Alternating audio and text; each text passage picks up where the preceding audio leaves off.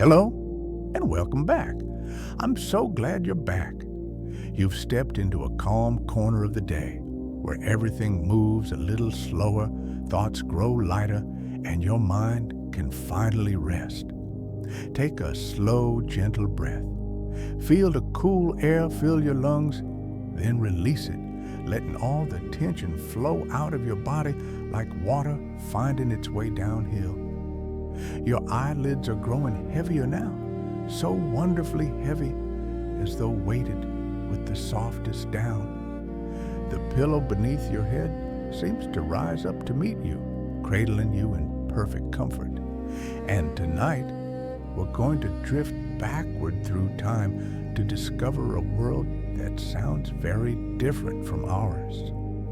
A world where the simple act of whistling a tune could bring consequences you'd never imagine. Tonight's story takes us to the 19th century, to an era of gaslight and horse-drawn carriages, of cobblestone streets and rigid social codes.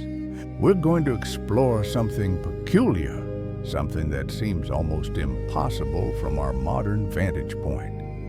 The time when certain American and European towns banned whistling. Yes, whistling. That innocent expression of joy, that casual way of filling silence with melody, that unconscious habit so many of us have. In some places, at some times, it was against the law. A simple tune hummed through pursed lips could earn you a fine, a night in the town lockup, or at the very least, the stern disapproval of your neighbors and a local constable. So settle deeper into your bed. Let your breathing find its natural, easy rhythm. Each word is a gentle step backward through the centuries. Each image, a soft brushstroke painting a world that once was. There's nowhere to go, nothing to remember, nothing to do but listen and let the story carry you peacefully into sleep. To understand how we arrived at laws against whistling, we must first understand the 19th century's complicated relationship with noise. Picture London in the 1850s and 60s. The city is growing at a pace that seems almost supernatural. The population has multiplied sixfold in less than a century. Where once there were villages and fields, now there are endless rows of brick houses, their chimneys exhaling coal smoke into the gray sky. The streets are chaos incarnate, a perpetual symphony of sound that never quite stops, that pulses and throbs from dawn until well past midnight. Listen, in your imagination, to what a Londoner would have heard on any given day. The clatter of iron-shod horse hooves on cobblestones, that distinctive clip-clop rhythm multiplied 100, 1,000 times over. The grinding rumble of wooden cartwheels on stone carrying loads of coal and cloth and produce to market. The cries of street vendors, each with their own particular call, selling everything from hot chestnuts to fresh milk to second-hand clothes. And underneath it all, threading through the mechanical and commercial sounds, came the music. Street musicians with hand organs, Italian organ grinders turning their cranks, German bands with brass instruments gleaming in the gray light, performers with fiddles and drums and penny whistles. For the working poor, for the crowds that thronged the markets and the dockside, this noise was simply life. It was the sound of survival, of commerce, of community. But for the growing middle and upper classes, for the intellectuals and the wealthy merchants, for the writers and the lawyers and the bankers, this constant cacophony became something else entirely. It became a threat, an assault, a barrier between themselves and concentration they believed their superior intellects required. The mathematician Charles Babbage, the writer Charles Dickens, the historian Thomas Carlyle, all became vocal opponents of what they called the nuisance of street music. Carlyle, in particular, raged against what he termed the threat of swarmery, the sense that London was being overrun by the lower classes and their noise. These men, and others like them, campaigned relentlessly for legislation that would give them the power to silence the streets. Their efforts bore fruit in 1864 with the passage of the Street Music Act. This law gave householders the right to demand the removal of street musicians from their neighborhoods. A constable could be summoned with a wave and the music would be silenced, but the application of the law was inconsistent, depending entirely on the tolerance of individual policemen.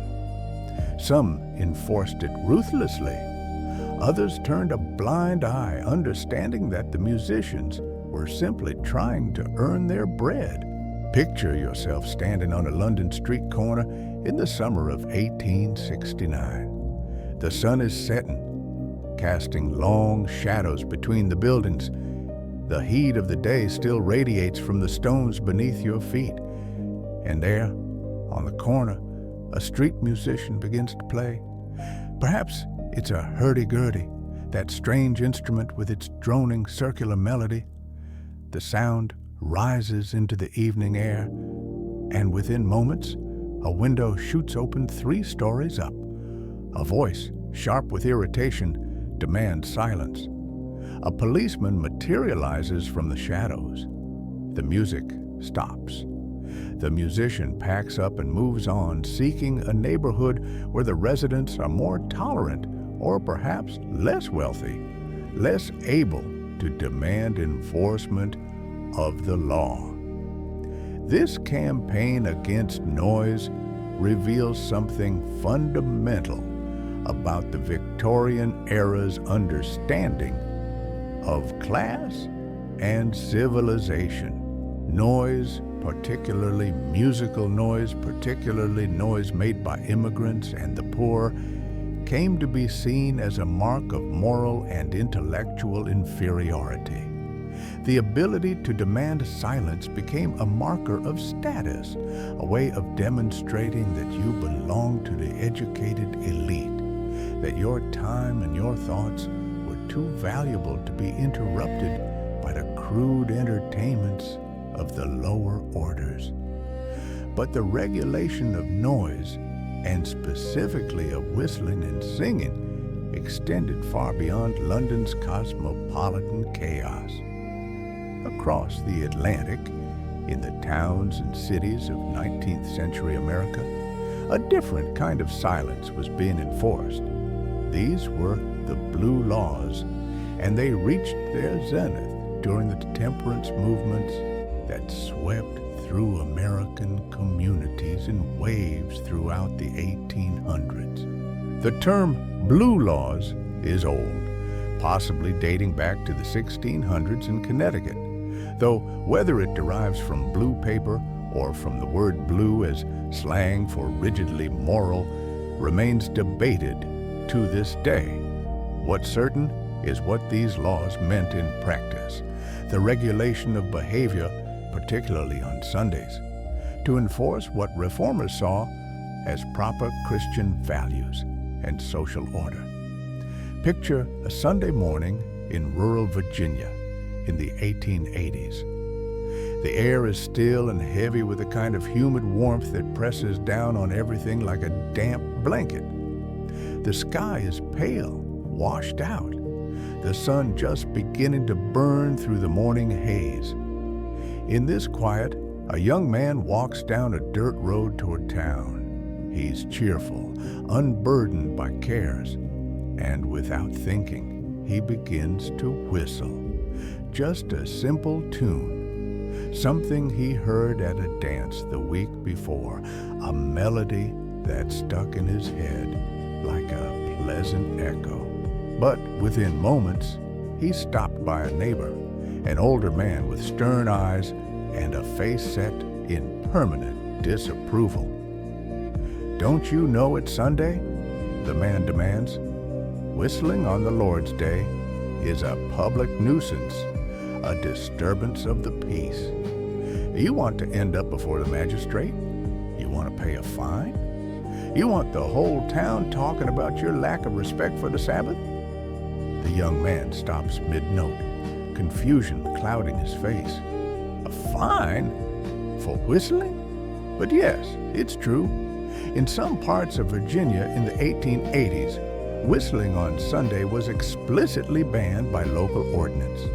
The day was meant to be quiet, reflective, dedicated to worship and contemplation. Any sound that might suggest frivolity or pleasure, that might distract from the solemnity of the Sabbath, was considered inappropriate and could be punished.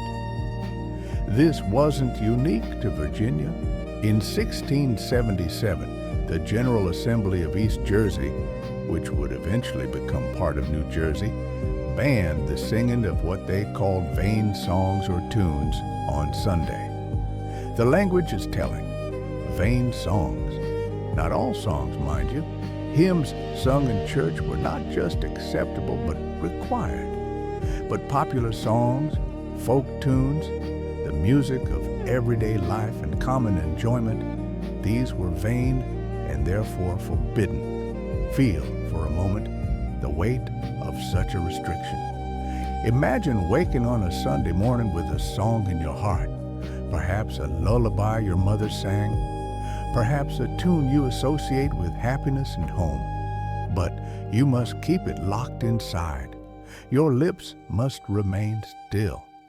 Even humming quietly to yourself as you walk to church could draw censure, could mark you as someone who lacks the proper respect for the day's significance. The temperance movement of the later 1800s breathed new life into these restrictive laws. Reformers, concerned about what they saw as moral decay brought on by immigration and industrialization, pushed for even stricter controls on Sunday behavior in state after state, town after town. Ordinances were passed or revived that banned not just the sale of alcohol and tobacco on Sundays, but also work, travel, entertainment, and yes, any unnecessary noise, including whistling and singing. Picture a small Pennsylvania town on a Sunday afternoon in 1890. The streets are empty, eerily so. The shops are shuttered, their windows dark. Even the children play quietly in their yards, warned by their parents that loud games are inappropriate for the Lord's Day. A few people walk to evening service, their footsteps the only sound on the dusty street. And in this hush, this imposed quietude, the absence of whistling is palpable. It's a silence that presses in on you, that makes you hyper-aware of every breath, every rustle of fabric, every creak of shoe leather. The penalties for violating these Sunday laws varied, but could be substantial. Fines ranging from 50 cents to several dollars might not sound like much to modern ears, but in an era when a laborer might earn only $1 or $2 for a full day's work, these were punishing sums. And beyond the financial cost laid a social stigma. To be caught violating Sunday laws was to mark yourself as someone outside the moral community, someone whose values didn't align with those of respectable society. But perhaps the most extreme example of anti-whistling legislation comes from a small town in Ontario, Canada, called Petrolia. This quiet community, located in the southwestern part of the province, enacted a bylaw that stands as one of the most comprehensive bans on audible joy ever to make it onto the books. Article 3, Section 772.3.6 of the town's bylaw states, with admirable clarity and no room for interpretation. Yelling, shouting, hooting, whistling, or singing is prohibited at all times. At all times. Not just on Sundays, not just after 11 at night or before 7 in the morning. At all times, 24 hours a day, 7 days a week, 365 days a year. The residents of Petrolia were, at least in theory, forbidden from whistling. Imagine living under such a restriction. Picture yourself in Petrolia on a beautiful spring morning. The air is fresh, cool but warming, carrying the scent of apple blossoms from the orchards that dot the countryside. The sky is that particular shade of blue that seems to promise everything good. You step out your front door and your spirits lift. The day feels full of possibility, and instinctively, without thought, you begin to whistle. And then you catch yourself. Stop mid-breath. Look around guiltily to see if any neighbors are watching. Because in Petrolia, that simple expression of happiness is technically a criminal offense. The bylaw makes no exceptions for volume, for location, for time of day or special occasions. All yelling, shouting, hooting, whistling, and singing are prohibited at all times. The town's representatives claimed the law was simply meant to limit excessive noise between 11 at night and 7 in the morning. That's certainly how they intended it to be enforced. But the wording on the official town website was unambiguous. It said all times, and so that's what it meant, at least according to the letter of the law. Picture the effect this would have on daily life, even if enforcement were lenient. The very existence of such a law creates an atmosphere of restraint. Children playing in yards would need to modulate their natural exuberance. Workers walking to their jobs in the morning couldn't whistle to pass the time or lift their spirits. And singing? Forget about it. No humming along to the radio while doing dishes. No singing in the shower. No lullabies sung to children at bedtime. All technically illegal, all potentially subject to penalty. What would a town sound like under such restrictions? Walk with me, in your imagination, down the main street of Petrolia on a summer afternoon. Your footsteps on the sidewalk sound unnaturally loud in the quiet. There's the distant rumble of a truck engine, the soft rustle of leaves in the trees that line the street. A door opens somewhere, closes. A dog barks, then stops. But there's no human voice raised in conversation, no children's laughter, no whistled tunes, no snatches of song drifting from open windows. The town exists in a kind of acoustic restraint, a perpetual hush that feels almost unnatural. The sensory experience would be profound. Without the usual backdrop of human vocal noise, other sounds would become hyperaudible. The creak of wood expanding in the heat, the tick of insects in the grass, the subtle variations in wind through different types of foliage. In its own way, this enforced quiet might have a beauty, a meditative quality. But it would also feel oppressive, a constant reminder that natural expression must be policed, that joy itself must be conducted in whispers. So what happened if you did violate these whistling bans? What were the actual consequences of letting a tune escape your lips on a Sunday morning in Virginia or at any time in Petrolia, Ontario?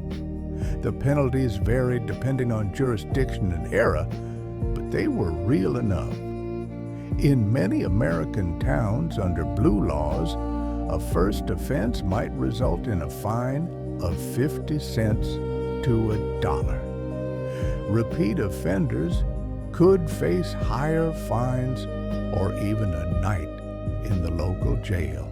The constable, or town marshal, would be the one to issue the citation, often based on complaints from neighbors or passers-by who felt their Sunday peace had been disturbed.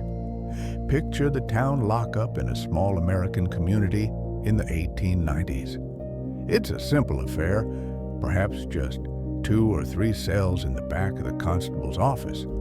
The walls are thick brick or stone, the floors bare wood, worn smooth by decades of use. A single barred window lets in a shaft of pale light, and there, sitting on a narrow wooden bench, is a man whose only crime was whistling a hymn while walking home from church. The irony is not lost on him.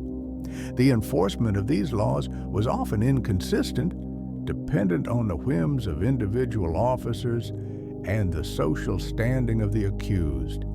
A respectable merchant might receive a warning for a first offense, while a laborer or immigrant might be fined or jailed with no such leniency.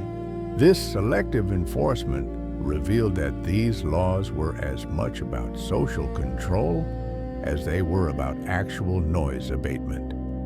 In Petrolia, modern enforcement of the 24-hour ban was reportedly quite lenient. The law remained on the books until it was finally rescinded in 2009. But local officials insisted it was primarily used to address genuine noise disturbances late at night, not to prosecute cheerful whistlers going about their day. Still, the very existence of such a law, with its sweeping prohibition, created a climate of uncertainty. Could you be fined for whistling? Probably not, but technically, yes, you absolutely could be. As the 20th century progressed, these restrictive noise and behavior laws gradually fell out of favor.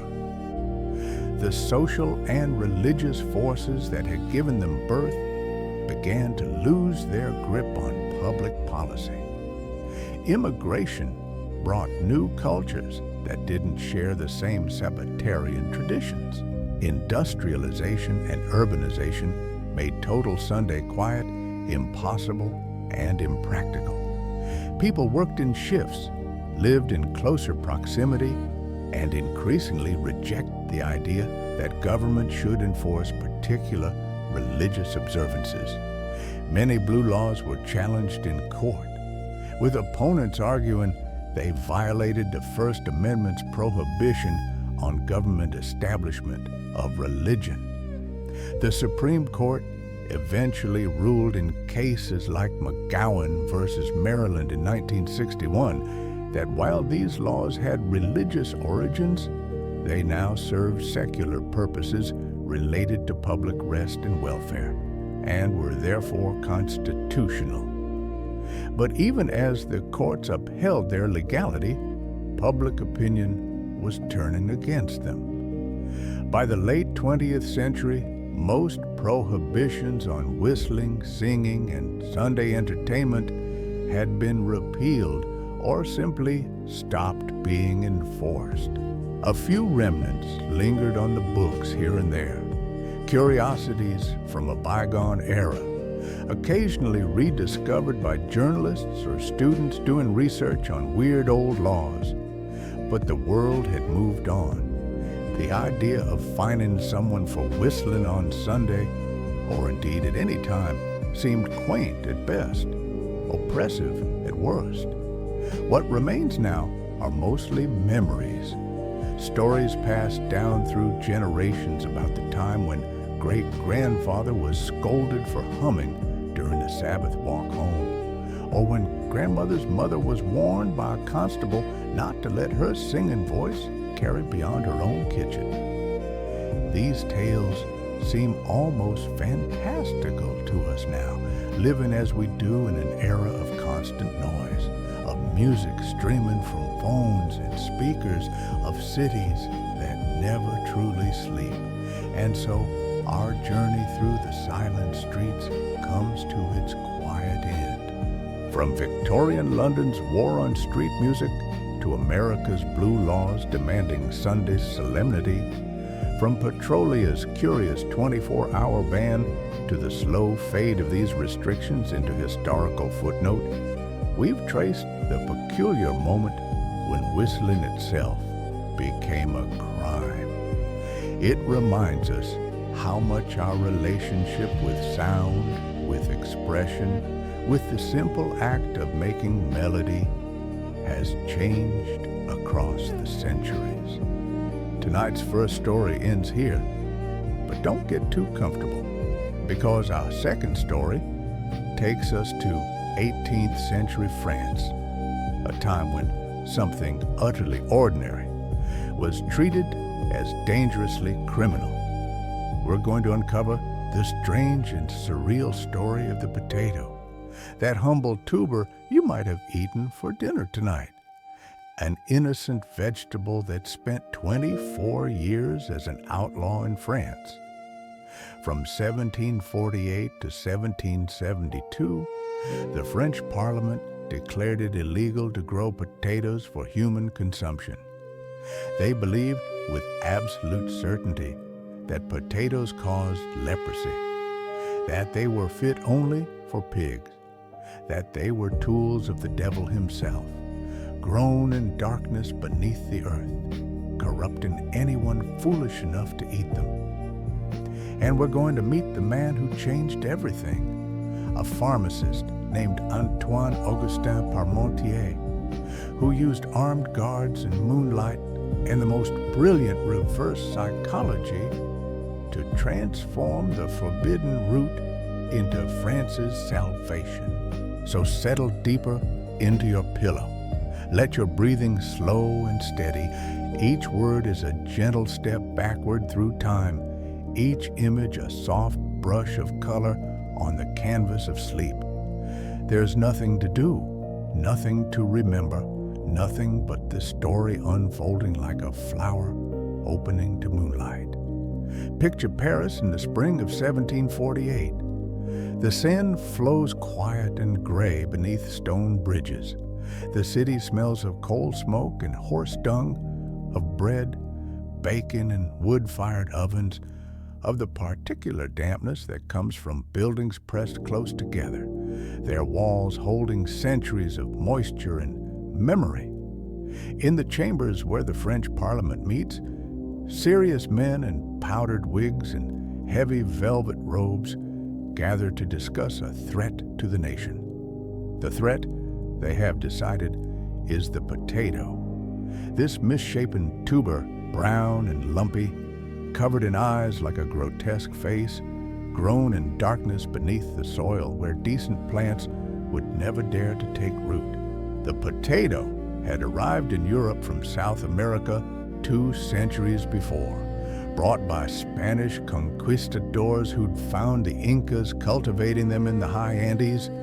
But in France, the potato had never been trusted, never been welcomed as anything other than food for pigs. And now there were reports of peasants, desperate peasants during times of famine, actually eating them. This, the parliamentarians agreed, could not be allowed to continue because everyone knew, absolutely knew with the certainty of received wisdom, that potatoes caused leprosy. Feel for a moment the texture of these fears. Picture a potato. In the dim light of a root cellar, its skin is rough, covered with those strange protrusions the French call eyes. The flesh, when cut, is pale and starchy, nothing like the golden wheat or the green vegetables that grow properly above ground, reaching toward heaven rather than burrowing toward hell. And there, in that rough skin, in those gnarled lumps and bumps, herbalists had seen a resemblance. The hands of lepers, their fingers shortened and stubbed by disease, looked like potatoes. Therefore, by the peculiar logic of the age, potatoes must cause leprosy. Never mind that no one had actually proven this connection. Never mind that in Ireland and Spain and parts of Germany, people ate potatoes regularly with no ill effects. The fear was enough. And there were other concerns too, equally compelling to the 18th century mind. Potatoes grew underground in the darkness, close to hell. Decent plants grew upward toward heaven and light. The potato's subterranean nature marked it as suspicious at best, diabolical at worst. And the Bible, that ultimate authority on all matters, made no mention of potatoes. God had given humanity wheat and barley, grapes and olives, but nowhere in Scripture did potatoes appear. To the religious, this omission was damning. If God had intended humans to eat potatoes, he would have mentioned them. Their absence from the Bible proved they were not meant for Christian consumption. So in 1748, the French Parliament made it official. Growing potatoes for human consumption was illegal. Farmers could grow them for their pigs if they wished, but any potato field meant for human food was a crime against public health and morality. The ban would remain in place for 24 years, an entire generation, as France struggled through famine after famine, starving, while the solution grew despised and forbidden in pig troughs across the countryside. Picture a French farm on the outskirts of Paris during these years. The earth smells of manure and turned soil, that rich, dark scent that speaks of fertility and growth. Wheat fields stretch golden under summer sun. Kitchen gardens produce onions and carrots, cabbages and beans.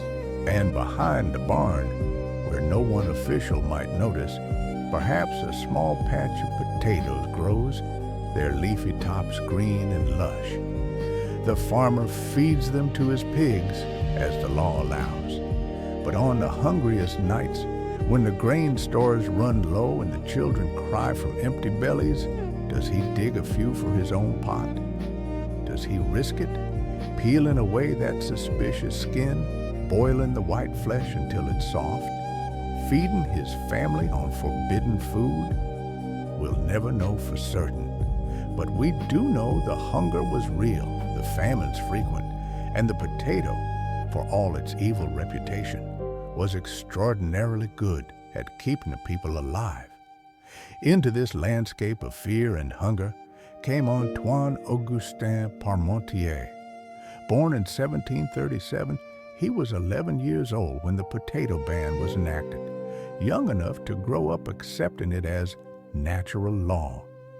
He studied to become a pharmacist, learning the properties of plants and minerals, the chemistry of healing, the delicate art of preparing medicines. And in 1757, he joined the French army as a military pharmacist, ready to serve his country in what would become the 7 Years' War. War in the 18th century was brutal, chaotic, a grinding contest of attrition. Armies marched across Europe, destroying crops, requisitioning supplies, leaving famine in their wake. Parmentier served with the French forces fighting against Britain and Prussia. And somewhere in the confusion of battle, he was captured by the Prussians and taken prisoner. Picture a Prussian military prison in, say, 1760. The building is cold stone, the cells small and dark, the conditions harsh. Parmentier finds himself confined with other French prisoners, men far from home, uncertain if they'll ever see Paris again. And every day, twice a day, the Prussians bring their rations. Not bread, not the wheat that Frenchmen consider their birthright. Instead, they bring potatoes. Feel the weight of one of these prison potatoes in your hand. It's heavy, solid, surprisingly dense. The skin is cool and slightly damp from the cellar where they've been stored.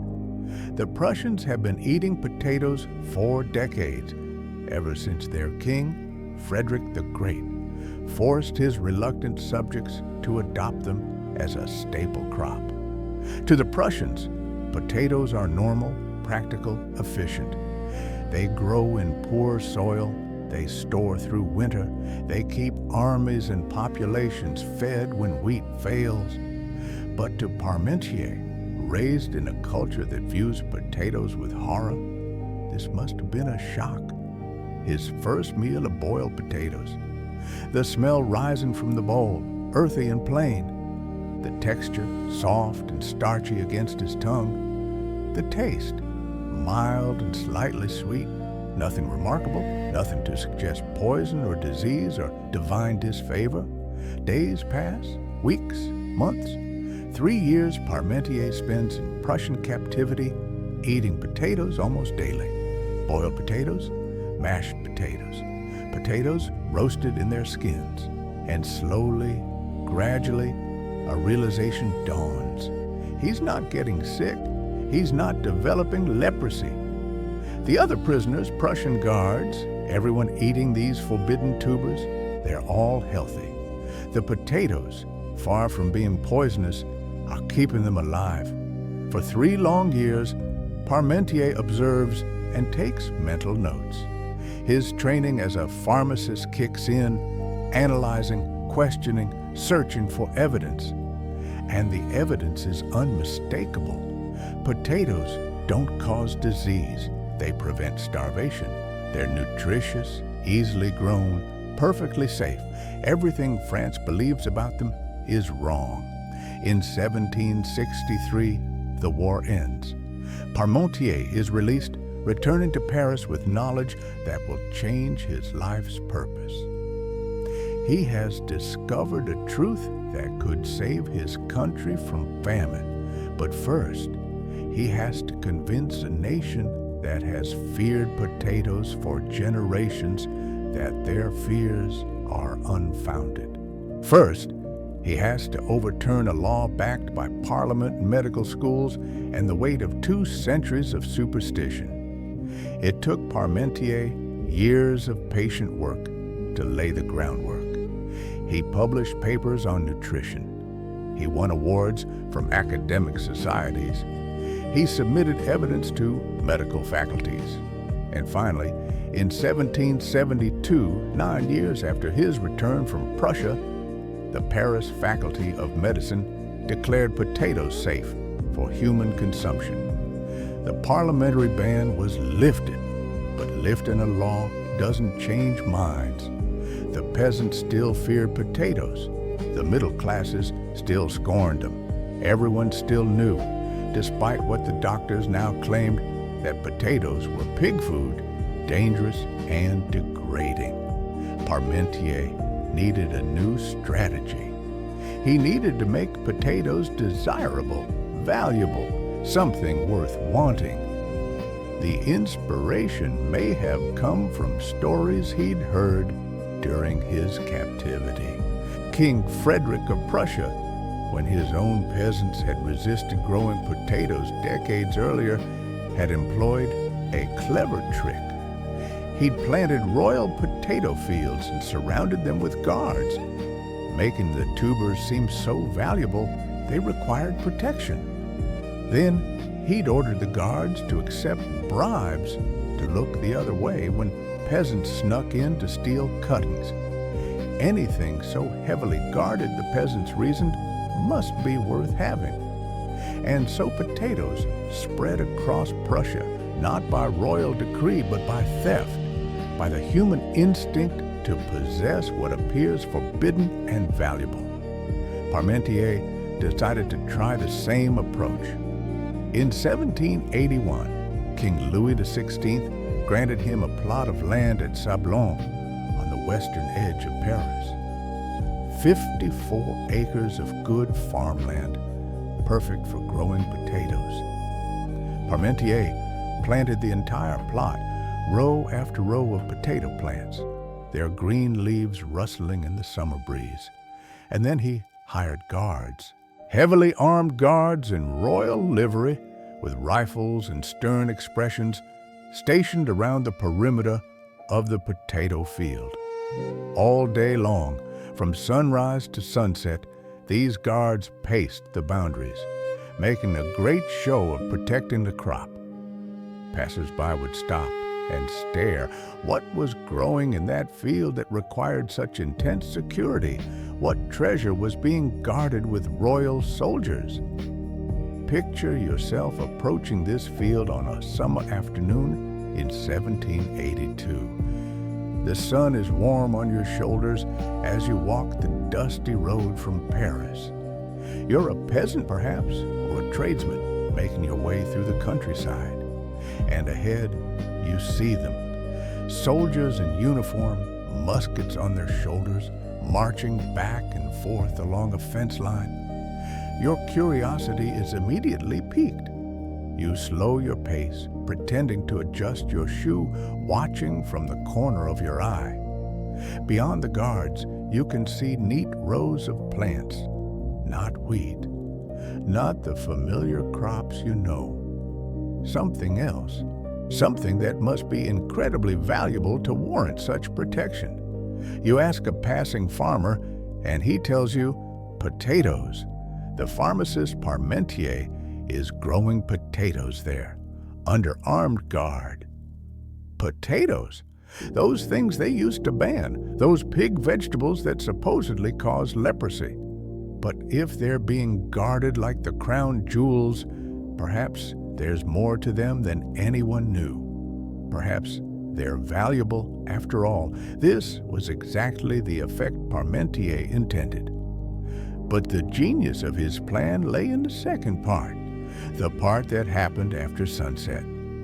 As darkness fell, as the summer sky faded from blue to purple to black, the guards would pack up their weapons and go home. The field at Sablons would be left completely unguarded through the night. Picture that same field now under moonlight. It's perhaps midnight, and the moon hangs full and bright in a clear sky, casting silver light across the landscape.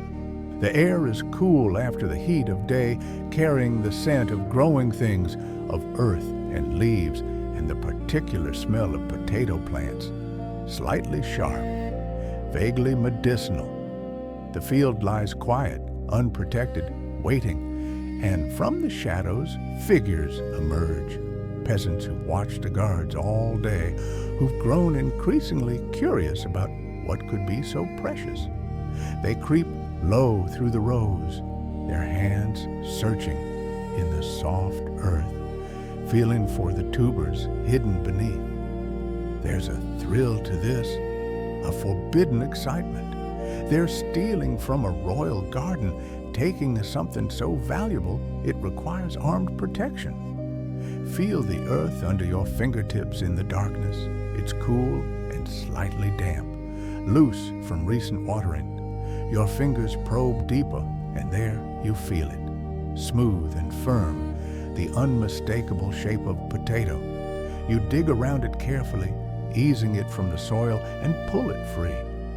The potato is heavy in your palm, covered with dark earth that smells rich and alive. You slip it into your sack and reach for another. Parmentier had even given his guards specific instructions. If anyone offered them a bribe to look the other way, they should accept it, no matter how small. The act of bribing made the potatoes even more valuable in the thieves' minds. You had to pay off a guard to get these treasures? They must be worth a fortune.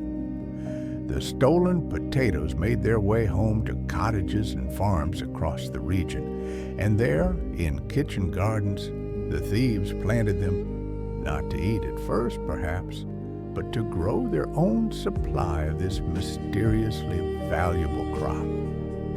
Through the following spring and summer, potato plants sprouted in gardens that had never grown them before, and when harvest came, when the plants died back and the gardeners dug to to see what they'd grown, there were potatoes, lots of them.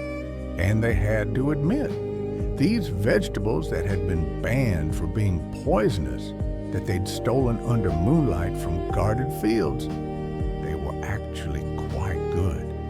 The smell of potatoes roasting over a fire, the skin charring slightly, the flesh inside steaming and soft. The taste of them mashed with a little butter if you could afford butter, or just with salt and milk if you couldn't. The satisfying fullness they provided, the way a few potatoes could turn a thin soup into a meal. Slowly, family by family, garden by garden, the reputation of the potato began to change. But Parmentier didn't stop with his guarded fields. He understood that changing a culture's mind required working from both ends of society. He'd used reverse psychology to intrigue the peasants.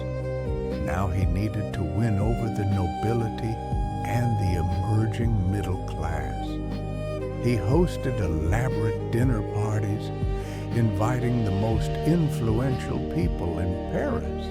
Benjamin Franklin, the American ambassador, attended at least one, as did some of the greatest scientific minds of the age. At these dinners, every course featured potatoes, potato soup to start, roasted potatoes, potato bread, potatoes prepared in ways that showcase their versatility and delicious potential. The guests were charmed, impressed by both the food and Parmentier's passion. He presented the king and queen with bouquets of potato flowers. These blossoms are actually quite beautiful, delicate purple and white blooms that grow on the potato plant before it sets its tubers. Marie Antoinette wore them in her elaborate hairstyles. Louis XVI tucked them into his lapel. The royal couple's endorsement sent a clear message. Potatoes were not just acceptable, they were fashionable. And then came the famine. In the winter of 1788 to 1789, as France stood on the brink of revolution, the wheat harvest failed catastrophically. Across the country, people starved. But in northern France, where farmers had begun adopting potatoes thanks to Parmentier's efforts, the suffering was less severe. Potatoes, growing where wheat had failed, kept communities alive. King Louis himself reportedly told Parmentier, "France will not forget that you found food for the poor." It was one of Louis's last acts of gratitude before the revolution swept him and his world away. But the potato survived the revolution, emerged from it stronger than ever. In 1794, a cookbook appeared, La Cuisinière Républicaine, the Republican Cook, the first French cookbook dedicated entirely to potato recipes. The potato was now the people's food, not in the old sense of being degrading peasant fare, but in a new sense as democratic sustenance for a republican nation. Parmentier lived to see his life's work succeed. When he died in 1813 at the age of 76, he was buried in Père Lachaise Cemetery in Paris, in a plot ringed with potato plants. A statue was erected in his honor, showing him distributing seed potatoes to grateful peasants. And to this day, any French dish with Parmentier in its name contains potatoes. Hachis Parmentier, a cottage pie of mashed potatoes and meat. Potage Parmentier, potato and leek soup. Pommes Parmentier, cubed potatoes fried in butter. The forbidden root had become France's staple. All it took was one man's stubbornness, a brilliant understanding of human psychology, some armed guards, and the quiet complicity of moonlight over fields waiting to be plundered. And so, our journey through the forbidden fields comes to its quiet end. From outlawed tuber to national treasure, from feared and banned to beloved and essential, the potato's transformation in France reminds us how fragile our certainties can be, how the most firmly held beliefs can dissolve in the face of evidence and a little clever persuasion. Tonight's second story ends here, and now we turn the page, because our third story takes us to 18th century Russia, to the reign of one of history's most ambitious and controversial rulers. We're going to discover the strange tale of how a young Tsar, determined to drag his nation into the modern age, declared war on something completely unexpected: beards. In 1698, Peter the Great returned from his travels through Western Europe with scissors in hand and a vision in his heart. He would modernize Russia no matter the cost, and that cost, for many of his subjects, would be measured not just in rubles, but in the loss of something they considered sacred: their facial hair. We're going to explore a world where men carried copper tokens as proof they'd paid for the privilege of wearing a beard, where barbers became instruments of state policy, where the quiet, snowy mornings of a newly built St. Petersburg echoed with the scrape of steel against unwilling skin. So settle deeper into your pillow. Let the story carry you backward through the centuries like snowflakes drifting gently to earth. There's nothing to do, nothing to remember. Just listen and let yourself drift toward sleep. To understand why Peter the Great would wage war on beards, we must first understand the man himself. Born in 1672, Peter ascended to the throne of Russia in 1682, though he wouldn't consolidate his power fully until 1696. He was young, energetic, nearly 7 feet tall, a giant of a man with appetites to match his stature, and he was restless, desperately restless, convinced that Russia was falling behind, locked in medieval traditions while the rest of Europe raced ahead into a new age of science, commerce, and military might. In March of 1697, Peter did something no Russian Tsar had ever done before. He left his country, not as a conqueror leading an army, but as a student eager to learn. He assembled what he called the Grand Embassy, a delegation of 250 people, including ambassadors, servants, priests, and translators. But Peter himself traveled incognito, using the name Sergeant Pyotr Mikhailov, allowing himself to blend in, to observe, to work alongside common laborers without the burden of ceremony. Picture yourself in Amsterdam in the autumn of 1697. The air carries the smell of the sea, salt and brine, mixed with the sharp scent of fresh-cut timber. You're standing in a shipyard, one of the great Dutch shipyards that have made Amsterdam the commercial center of the world. All around you, men are working, sawing planks, hammering nails, caulking seams with pitch that smells of pine and tar. The sound is constant, rhythmic, the music of industry and progress. And there, among the workers, his hands covered in sawdust and resin, is the Tsar of Russia. Peter has shed his royal robes for a simple worker's smock.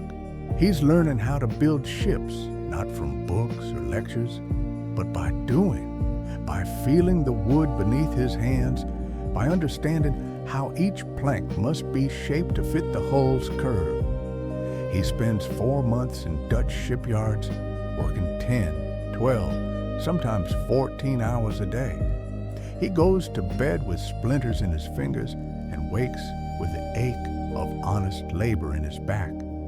But he's learning more than shipbuilding. He's observing everything about Dutch society, the cleanliness of their streets, the efficiency of their government, the sophistication of their commerce. And he's noticing something else, something that strikes him every time he looks at the men around him.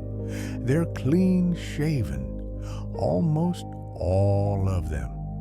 The Dutch fashion of the time favors a bare chin, perhaps a neat mustache, but beards are rare, considered old-fashioned, vaguely barbaric. From Amsterdam, Peter travels to England, to the shipyards of Deptford on the Thames. He visits Oxford University. He meets Isaac Newton. Everywhere he goes, he sees the same pattern. Modern progressive nations are populated by clean-shaven men. Their faces are bare, practical, unencumbered by what Peter is beginning to see as the symbol of Russia's backwardness. Picture Peter standing on the deck of a ship in the London docks as the sun sets over the Thames. The sky is streaked with orange and purple, and the river flows dark and oily beneath him. He runs his hand over his own face, feeling the stubble beginning to grow back. In his mind, a plan is forming. When he returns to Russia, things will change. His country will enter the modern age, whether his subjects like it or not. And it will begin with their beards. Peter returned to Russia in August of 1698. He'd been gone for 18 months, traveling through Poland, the Dutch Republic, England, and Austria.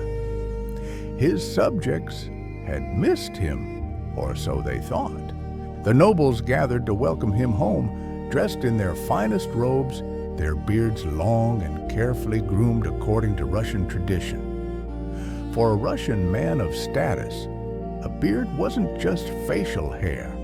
It was a mark of piety, of masculinity, of being made in God's image. The Russian Orthodox Church taught that God created man with a beard, and to shave it was to blemish that divine image. Ivan the Terrible himself had declared that shaving the beard was a sin that the blood of all martyrs could not wash away. To appear before your Tsar without a beard would have been unthinkable, a sign of disrespect bordering on blasphemy. But Peter had other ideas. At the welcoming reception, surrounded by his bearded nobles, the Tsar pulled out a pair of scissors. Without ceremony, without warning, he began cutting. He grabbed the nearest nobleman's beard and sheared it off. Then another, then another. Picture the scene, the shock on these men's faces, the gasps, the horror. Some tried to collect their fallen whiskers, hoping perhaps to have them buried with them when they died, maintaining at least in death the appearance God had intended. Within days, Peter made it official. A decree went out across the land. All men except peasants and clergy were ordered to shave their beards. Those who wished to keep them would have to pay a tax, and the amounts were staggering. Nobles and high-ranking government officials, 60 rubles annually. Wealthy merchants, 100 rubles per year. Lesser merchants and townspeople, 60 rubles. Peasants entering cities, 2 half kopecks each time they pass through the gates. To put this in perspective, 60 rubles was more than many skilled craftsmen earned in months of labor.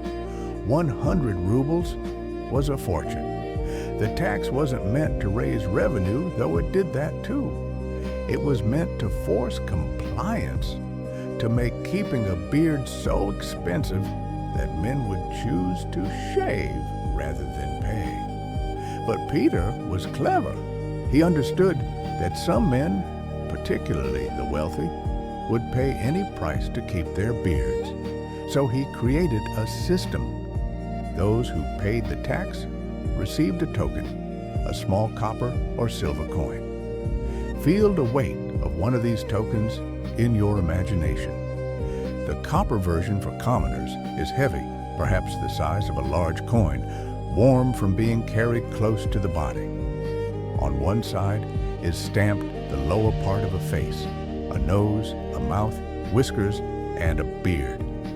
On the reverse, a Russian eagle and the words "Dengi vzet," money taken. Below that, the date. These tokens became passports of a sort. A man had to carry his beard token at all times. If stopped by officials and unable to produce it, his beard could be shaved on the spot, there in the street, regardless of weather or circumstance. The humiliation was deliberate, designed to convince men that compliance was preferable to resistance. The outrage was immediate and widespread. In Moscow, priests denounced the decree from their pulpits. Anonymous letters appeared on street corners accusing Peter of being not the real Tsar, but an impostor sent by Russia's enemies. Rumors circulated that the end times were near, that this violation of God's natural order presaged the apocalypse. Some men paid the tax, but wore their tokens as badges of defiance, proud symbols that they could afford to maintain tradition in the face of tyranny. Picture a morning in St. Petersburg in 1710. The city is still young, barely 7 years old, built on swampland at Peter's command to be Russia's new capital, its window to the west. It's winter, and winter in St. Petersburg is something fierce and beautiful. The sun rises late, casting pale pink light across snow that squeaks beneath your boots. The air is so cold it burns your lungs, sharp and clean, carrying the smell of wood smoke from 1,000 chimneys. The Neva River is frozen solid, a highway of ice cutting through the city. Buildings rise along its banks, many still under construction, their wooden scaffolding dark against a white sky. And in the streets, in the shops, in the government offices, the barbers are waiting. Because in Peter's Russia, the barber is no longer just a tradesman. He's an agent of state policy, as important to the Tsar's vision as any general or administrator. Feel yourself in the barber's chair on such a morning. Perhaps you're a merchant who's chosen not to pay the beard tax, or maybe you've let your beard grow back in defiance, or perhaps you simply can't afford the annual fee. A constable has stopped you in the street, demanded to see your token, found you lacking, and now you're here in a small shop that smells of shaven soap and wet wool, of the pomade the barber uses to slick back hair, of the leather strop hanging on the wall. The barber approaches with his razor. In 1710, Russian barbers are using straight razors, blades of steel about 3 inches long, folded into wooden or ivory handles. The steel is Sheffield made if the barber is prosperous, Russian forged if he's not. The blade has been stropped on leather to align its edge, creating a sharpness that can split a hair or take off a layer of skin with equal ease. Listen to the sound of the strop, a rhythmic whisper as the barber draws the blade up the leather, flips it, draws it down again. Swish, swish, swish. It's meditative, that sound, almost hypnotic. But there's nothing meditative about what comes next. The barber wets your face with cold water. There's no hot water for forced shavings, no luxury, no comfort. The cold raises goosebumps on your skin, makes your beard bristle. He applies soap, if he bothers with soap at all, working it into a thin lather with a brush made of boar's hair. The bristles are coarse, scratching against your cheeks. The soap smells vaguely of tallow and lye, nothing pleasant, just functional.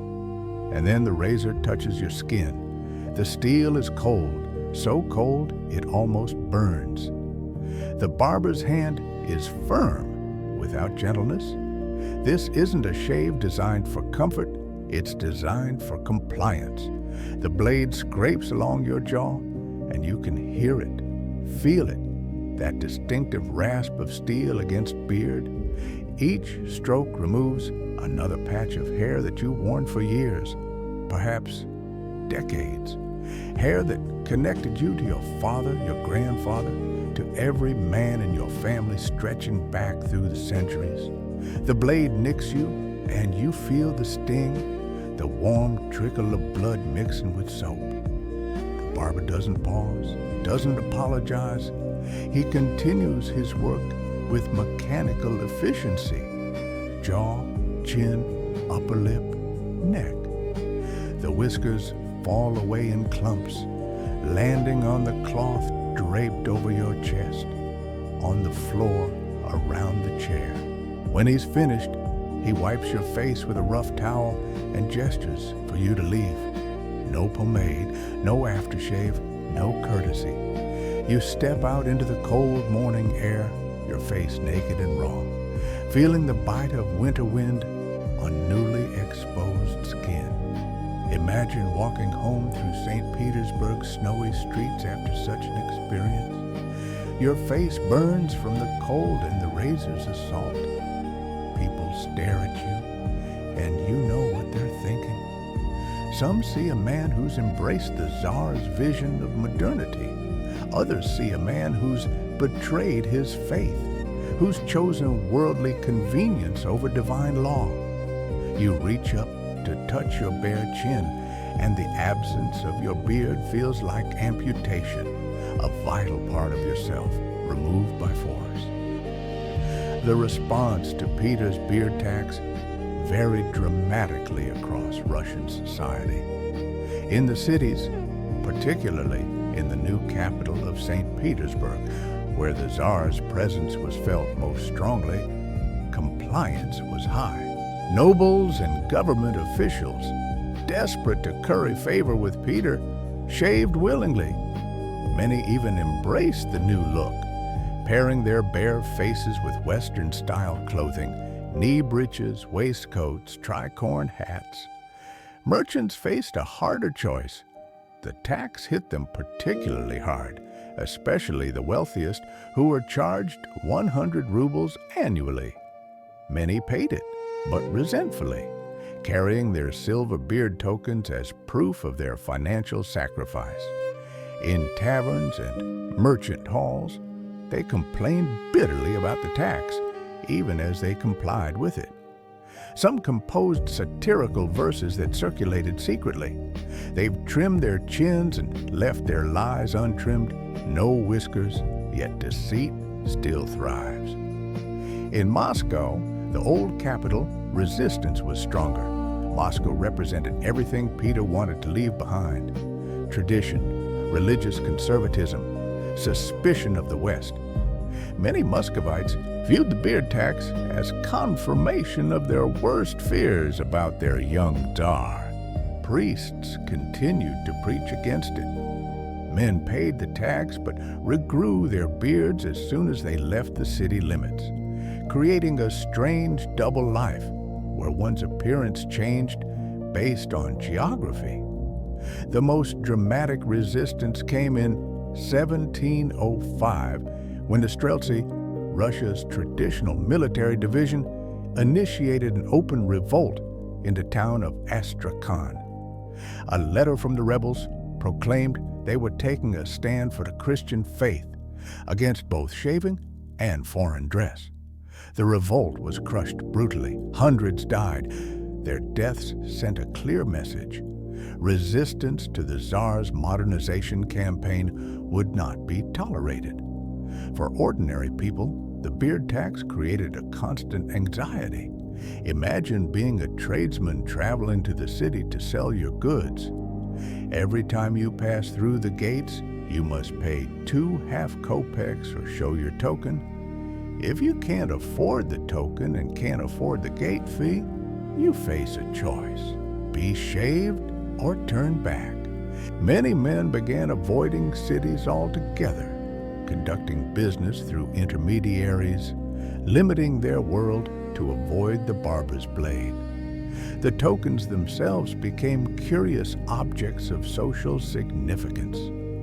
Men who could afford them wore them proudly, sometimes on chains around their necks, sometimes sewn into their clothing. They became conversation pieces, symbols of wealth and stubborn adherence to tradition. Forged tokens circulated, crude copies that might fool a careless inspector. Some men carried old tokens, hoping officials wouldn't check the dates too carefully. The beard tax remained in force for 74 years. Peter the Great died in 1725, but his successors maintained the policy. It wasn't until 1772, when Catherine the Great came to power, that the tax was finally repealed. By then, Russian society had transformed in ways Peter could hardly have imagined. The clean-shaven look had become fashionable among the upper classes, a mark of education and sophistication. Young men growing up in St. Petersburg in the 1750s and 60s had never known a world where beards were the norm. To them, facial hair seemed old-fashioned, a relic of their grandfather's generation.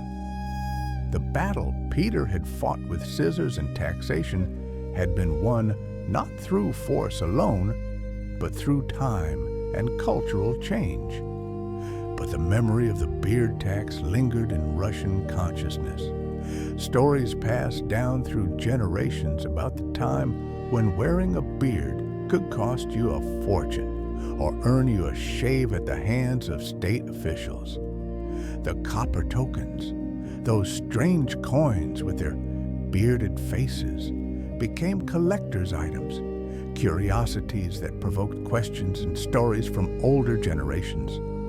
In a way, Peter's beard tax succeeded beyond its immediate goal. It wasn't just about removing facial hair. It was about demonstrating the Tsar's absolute power, his ability to change even the most intimate aspects of his subjects' lives. It was about breaking the authority of the church and traditional society, establishing the state as the ultimate arbiter of what was acceptable. The beard became a proxy for a much larger battle about the future of Russia itself. And so, our journey through the snowy streets of Peter's Russia comes to its quiet end. From the shipyards of Amsterdam to the barbershops of St. Petersburg, from copper tokens carried in trembling hands to the slow acceptance of a new way of being, the beard tax reminds us how personal the political can be, how the mightiest rulers sometimes fight their battles on the most intimate terrain. Tonight's third story fades into the dark, and now we arrive at the final one, because our fourth story takes us to ancient China, to a civilization that spanned thousands of years, where color itself was considered sacred, where a single hue, a particular shade of golden yellow, was so revered, so protected, that for 2,000 years, only one person in all the vast empire was permitted to wear it: the emperor, the Son of Heaven, the man who stood at the very center of the universe, clothed in the color of the earth itself, wrapped in the reflection of the sun. We're going to explore the metaphysical belief that yellow was not just a color, but a divine presence. We'll discover the ancient dye makers who dedicated their lives to creating the perfect imperial shade. We'll walk through the silent halls of the Forbidden City, where heavy yellow silks rustled like whispered prayers, where every surface gleamed with golden light. So settle deeper into your pillow. Let your breathing slow and steady. Each word is a gentle step into the past, each image a soft brush stroke of gold on the canvas of sleep. Our story begins 5,000 years ago in the mists of Chinese prehistory with a man who may or may not have been real, but whose legacy shaped an entire civilization. They called him Huangdi, the Yellow Emperor, the patriarch of Chinese culture, the legendary ruler from whom, it was said, all Chinese people descended. Even his name carried the sacred color Huang, yellow, binding the origins of the nation to this particular hue. But a reverence for yellow went far deeper than legend. It was woven into the very fabric of Chinese cosmology, into their understanding of how the universe itself was structured. Picture, if you will, the ancient Chinese view of existence. Everything in the natural world, they believed, arose from 5 fundamental elements: wood, fire, earth, metal, and water. Not elements in the modern scientific sense, but energies, forces, phases of transformation that governed all of creation. Each element had its color. Wood was green, representing growth and spring. Fire was red, representing heat and summer. Metal was white, representing autumn and harvest. Water was black, representing winter and the stillness of dormant life. And earth was yellow, not just any yellow, but a particular golden hue that seemed to capture sunlight itself, to hold it, to radiate it back into the world. Feel for a moment the significance of this association. Earth was not merely one element among 5. It was the center. In the Chinese understanding of the cosmos, the 5 elements were not equal. 4 of them occupied the cardinal directions: wood in the east, fire in the south, metal in the west, water in the north. But earth stood at the center, the axis around which all else revolved. Earth was stability. Earth was harmony. Earth was the foundation from which everything else emanated. And yellow was Earth's color. Yellow was therefore the color of the center of balance, of the point where heaven touched the terrestrial world. The ancient texts called it the hue of the earth, the producer of all life. They called it the reflection of the sun, that celestial body whose light sustained existence itself. Yellow was not decoration. It was cosmology made visible. Now picture the emperor within this framework. He was not merely a political ruler, not simply the head of government. He was the Son of Heaven, Tianzi, the one being who stood between the divine realm above and the mortal world below. He was, quite literally in Chinese philosophy, the center of the universe. Just as Earth occupied the central position among the 5 elements, the emperor occupied the central position among all humanity. The connection was perfect, inevitable. If the emperor was the earthly manifestation of heaven's will, if he stood at the cosmic center, then he must be clothed in the color that represented that center, yellow. The emperor wore yellow not as fashion, but as theology. His yellow robes were a visible statement of universal order, a reminder to all who saw him that he embodied the harmony between heaven and earth, that through him flowed the mandate that kept the cosmos in balance. This wasn't vanity. This wasn't mere decoration. This was the physical manifestation of metaphysical truth, at least as the ancient Chinese understood it. The emperor's yellow robes were as essential to the proper functioning of the universe as the sun's daily journey across the sky. By the time of the Tang Dynasty, which began in 618, this reverence for imperial yellow had been codified into strict law.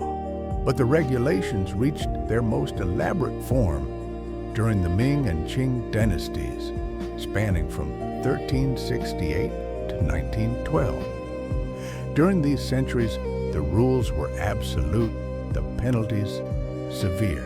The specific shade reserved for the emperor was called Ming Huang, which translates as bright yellow.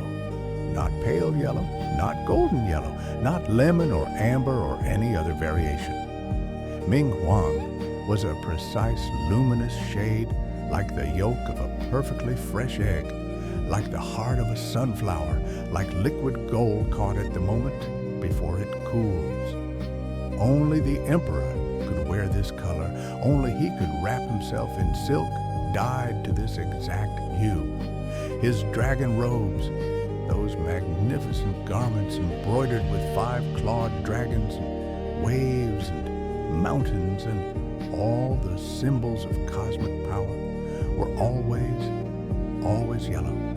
Ming Huang yellow, the color that announced his unique position at the center of all things. Even members of the imperial family had restrictions. Princes, the emperor's own sons, could wear yellow, but not Ming Huang. Theirs was a lighter shade, sometimes called apricot yellow or pale yellow, clearly distinguishable from their father's brilliant hue. At a glance, anyone could tell who was the emperor and who was merely royalty. The color itself created a hierarchy visible from across a crowded hall. For anyone outside the imperial family to wear bright yellow was not a fashion faux pas. It was not a social mistake.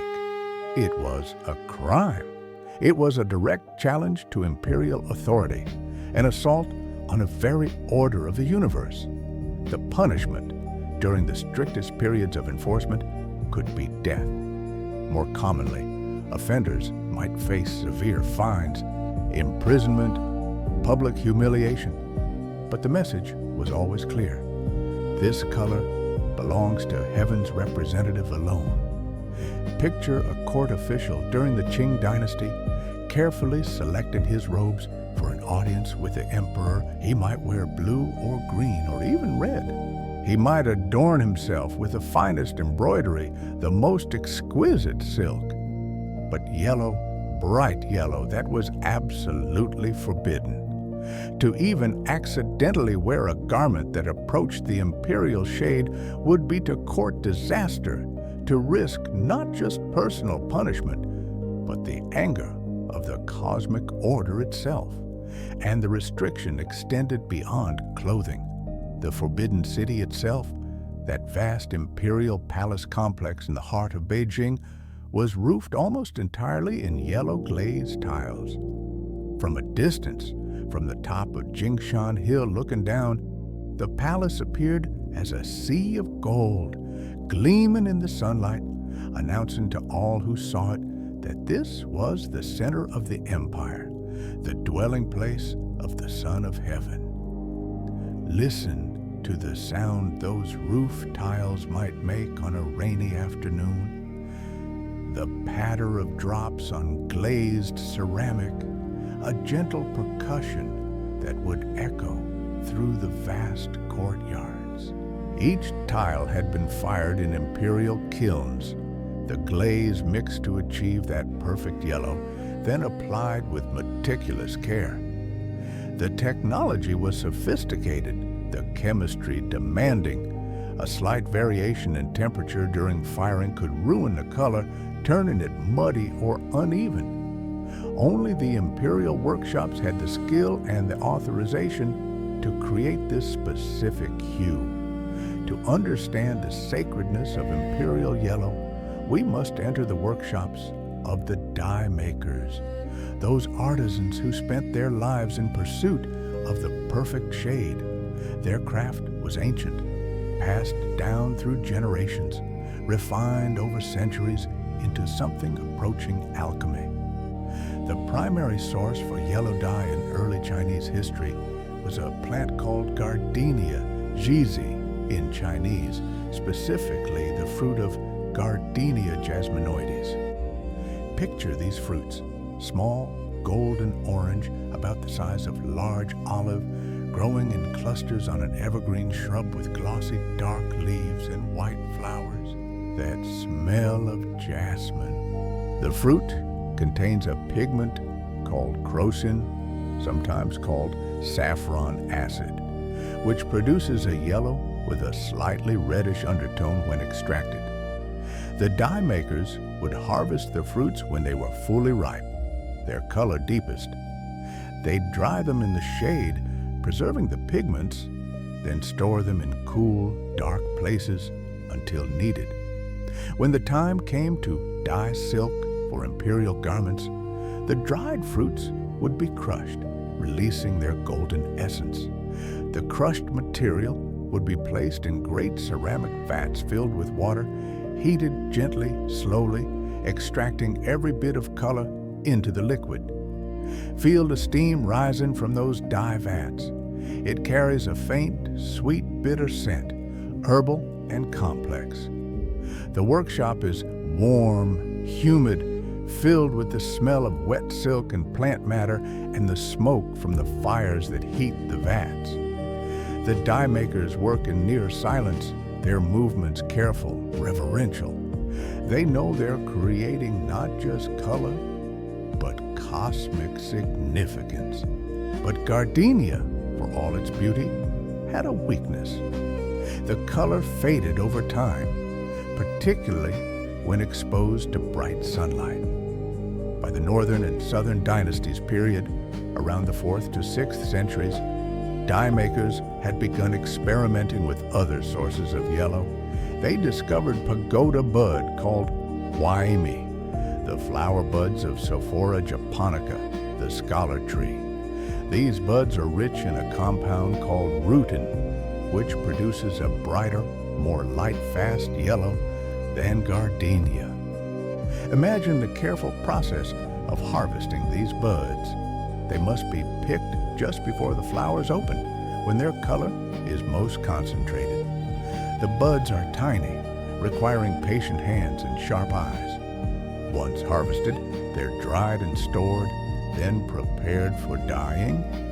The dye vats containing pagoda bud must be kept at a specific temperature, 40 to 50 degrees Celsius, not too hot, or the delicate compounds will break down, not too cool, or they won't release their color. Another source, particularly valued during the Ming and Qing dynasties, was the Amur cork tree, Huangbo in Chinese. The inner bark of Philodendron amurense contains berberine, a compound that yields a clear, bright yellow.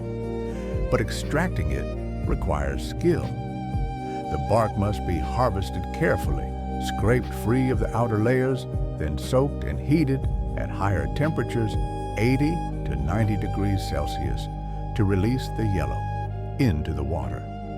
And there was turmeric, qianhuang, the rhizome of curcuma longa. Turmeric had traveled to China from India around 700 AD, brought by traders along the Silk Road. Its yellow is brilliant, almost overwhelming, colored by compounds called curcuminoids. But like gardenia, turmeric fades in light, which limited its use for imperial garments that needed to maintain their sacred color for years. The dye makers became masters of combination, layering different yellow sources to achieve exact shades, to balance brilliance with permanence. They understood that dyeing was not simply immersing fabric in colored water. It required patience, precision, and almost meditative attention to detail. The silk would be prepared first, cleaned of all natural oils and impurities, making it receptive to the dye. Then it would be immersed in the yellow bath, sometimes repeatedly, each immersion building layers of color.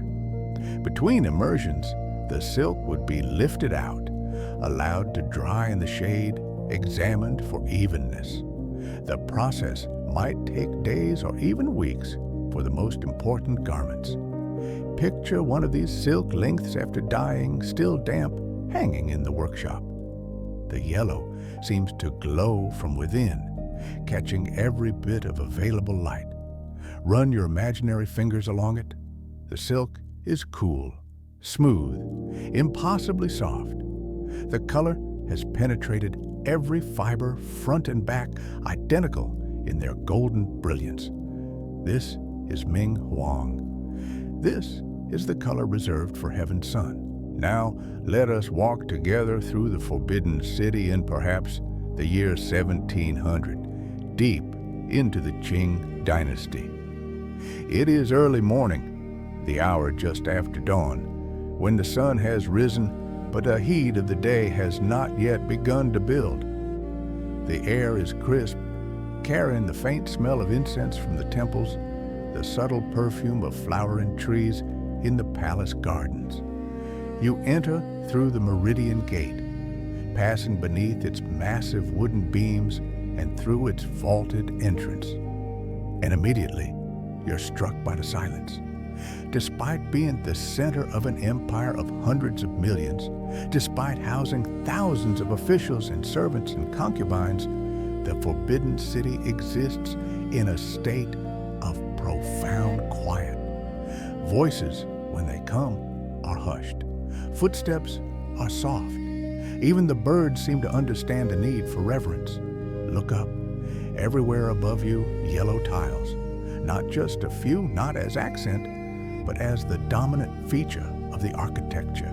The roofs curve and swoop in the distinctive Chinese style, and every one of them gleams golden. The tiles catch the morning light and seem to multiply it, creating an ambient glow that makes the entire palace complex feel as though it's illuminated from within. Each tile is perfect, identical to its neighbors, all fired to the same exacting standard. The glaze has that peculiar depth that comes from multiple layers, creating a color that seems to shift slightly as you move, as the angle of light changes.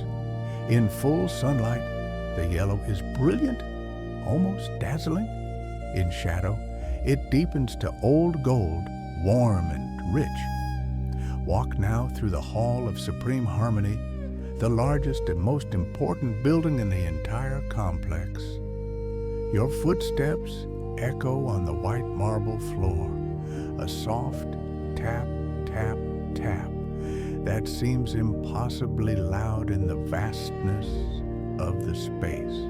The hall can hold tens of thousands of people during important ceremonies, but now it's empty except for the throne at the far end, elevated on platforms, centered precisely along the north-south axis that runs through the entire Forbidden City. Behind the throne hangs an enormous screen of yellow silk embroidered with golden dragons. Feel the weight of that fabric in your imagination. It's not a single thickness, but multiple layers padded and quilted, designed to both insulate and impress. The silk rustles when air moves through the hall, a whisper like distant wind through bamboo.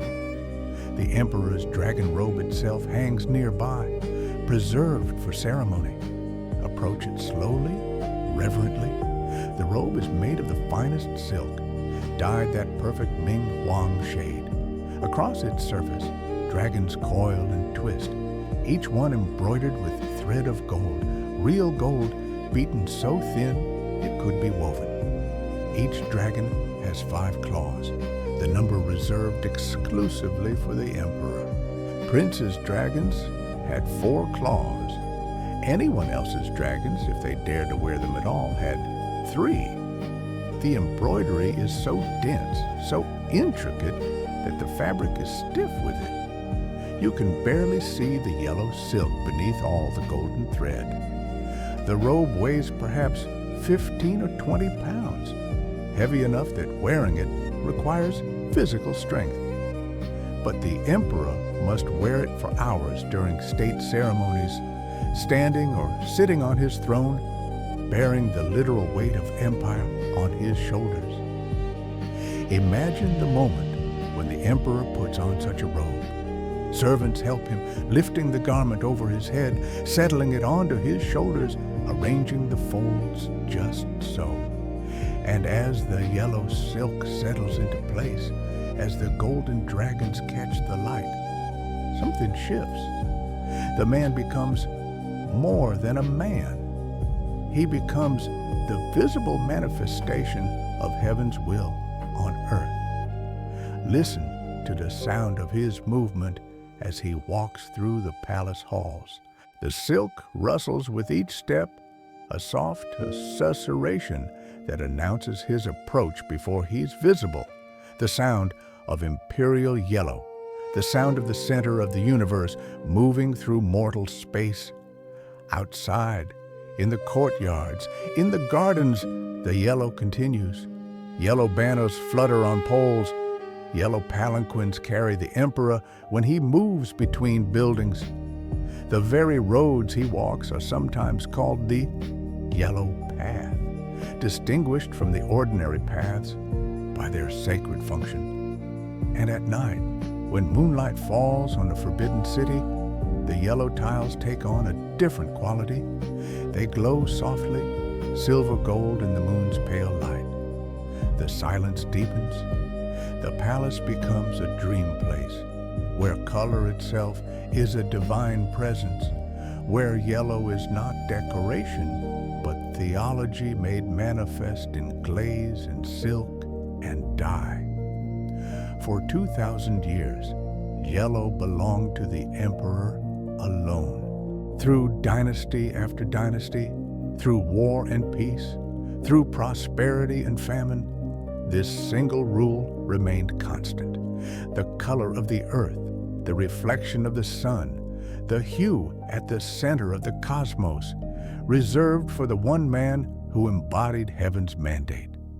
But in 1912, the wheel of history turned. The Qing dynasty fell. The last emperor, Puyi, was still a child, just 6 years old, when revolution swept across China. The imperial system that had governed for millennia collapsed almost overnight, replaced by a republic, by new ideas of governance and legitimacy. And with the fall of the empire came the liberation of yellow. Suddenly, after 2,000 years of restriction, any Chinese person could wear bright yellow if they chose. The color that had been sacred became common. The robes that had signified cosmic centrality became artifacts in museums. The yellow tiles of the Forbidden City, once symbols of divine authority, became tourist attractions. The change must have been disorienting, even liberating. Imagine being a Chinese citizen in 1913, walking into a fabric shop and seeing bolts of bright yellow cloth. For the first time in recorded history, you could buy it, wear it, use it without fear of punishment or cosmic transgression. The color had been returned to the people, and so our journey through the golden halls comes to its quiet end. From the Yellow Emperor 5,000 years ago to the fall of the Qing dynasty in 1912, from ancient dye vats steaming with gardenia and turmeric to the silent grandeur of the Forbidden City's glazed tiles, we've traced the sacred history of a color that was more than decoration, more than fashion. Yellow was metaphysics made visible, cosmology you could touch, divinity woven into silk. As you drift towards sleep now, perhaps you'll dream of rustling silk in silent halls, of sunlight on golden tiles, of dye makers stirring the vats in patient devotion, of a world where color itself could be sacred.